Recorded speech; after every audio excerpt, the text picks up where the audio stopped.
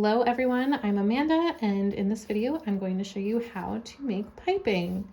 You can make piping using strips of bias, which I'm going to show you how to cut out of your fabric, and cording. You can get cording in different widths and sizes, so I'm using a small cording to make this 1/2 inch seam allowance piping that you can use on garments or home decor.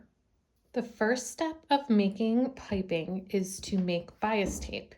You can make bias tape out of a scrap. I have a scrap here of Dupioni.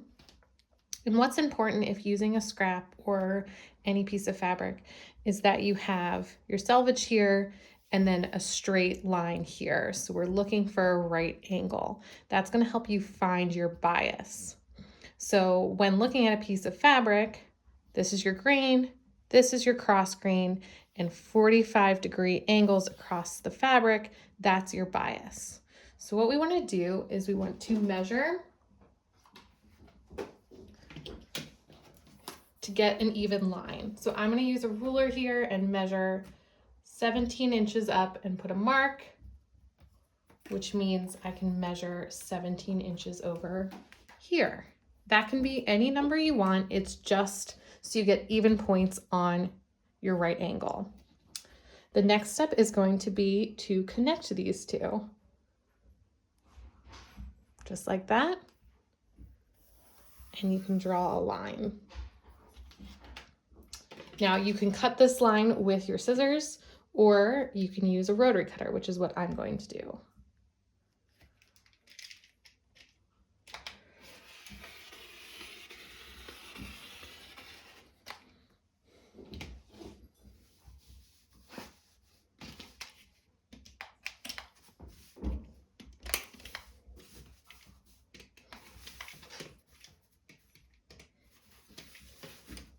Next, I'm going to start cutting strips out of this bias. You could use both pieces, but you want to stay along this line.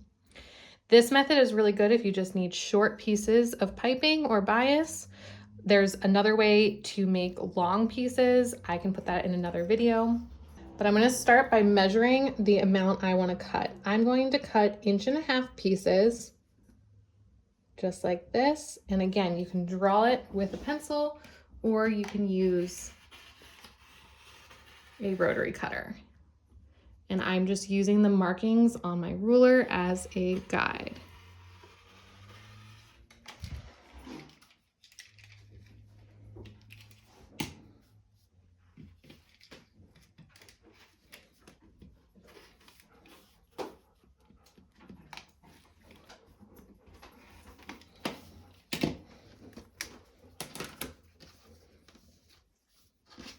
And depending on how many I'll need, I'll just continue to cut down this piece or on here to get my strips of bias.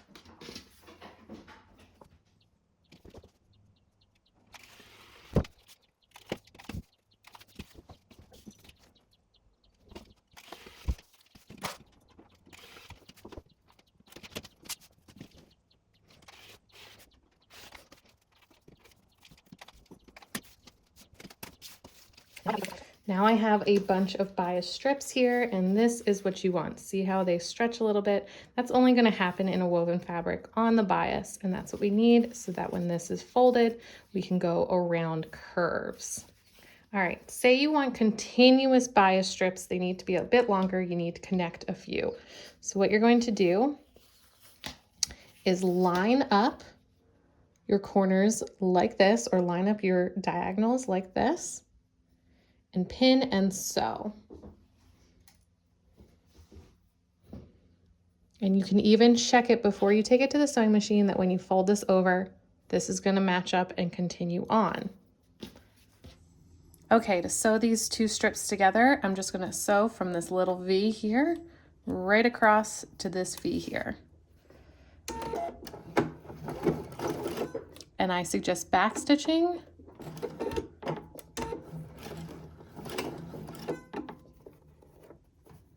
And I'm just using a regular length stitch on this.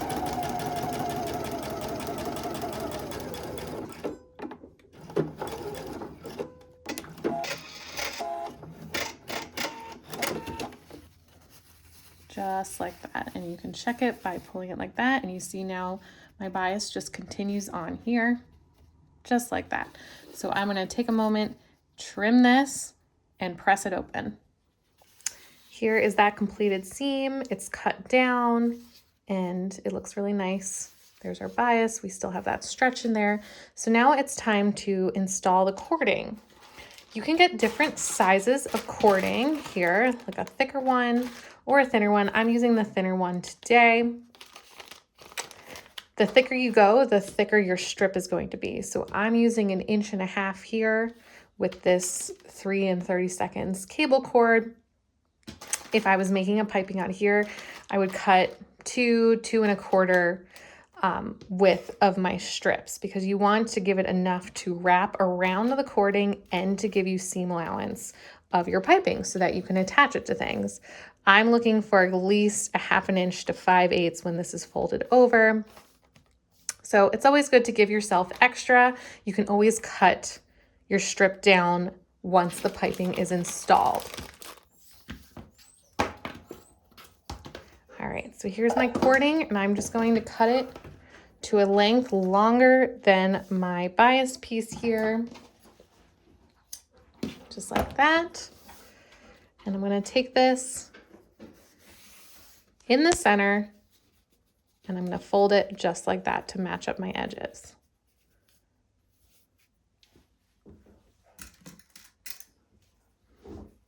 And you can put a pin in there.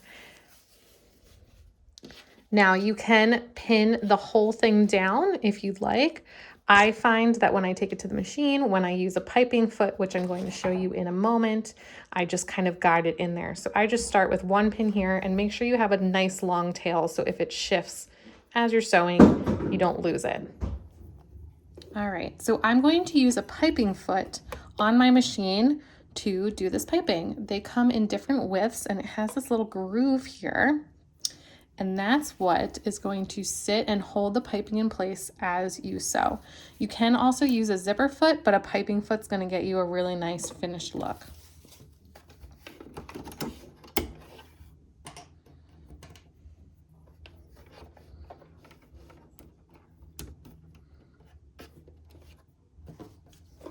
Now note that a piping foot is going to have the groove for the piping on one side or the other. So be sure to pay attention to that and set in your fabric in the right side there. Just like that. And I'm just going to begin sewing. And the foot is doing everything for me, so I'm just going to continue to shift this in place and make sure my raw edges here are matched up as I sew and the piping stays in that fold, but the foot is going to do the work.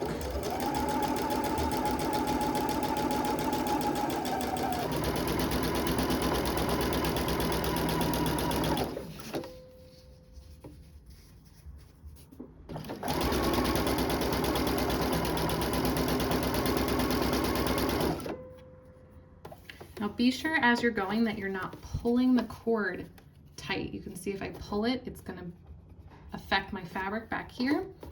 So something you can do on your end here is just put a pin through the cording and the fabric, and that way it's all one and your cording can't be shifted. So just be aware that as you're sewing that you're not pulling your cording.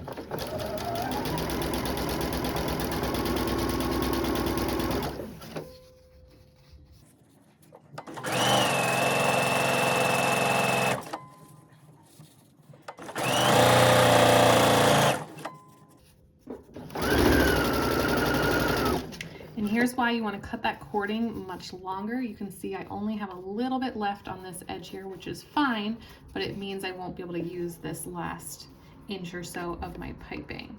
So cut that cord extra long so it can shift as you sew.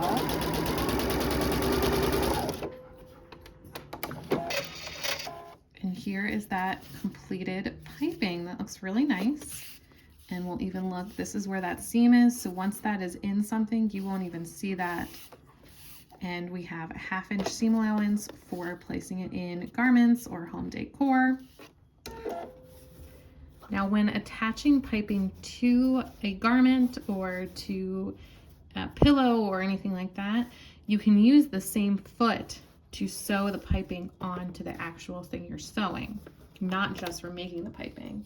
You can also use a zipper foot if you prefer to use that.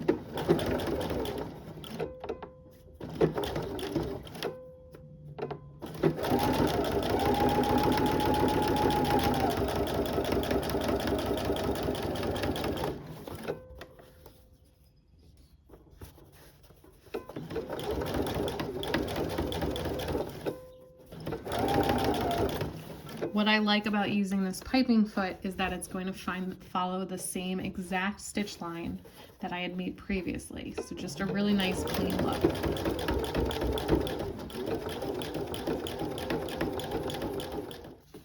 So now my piping is attached, and if I were to sew this down, it's going to be a really nice, beautiful finished edge there.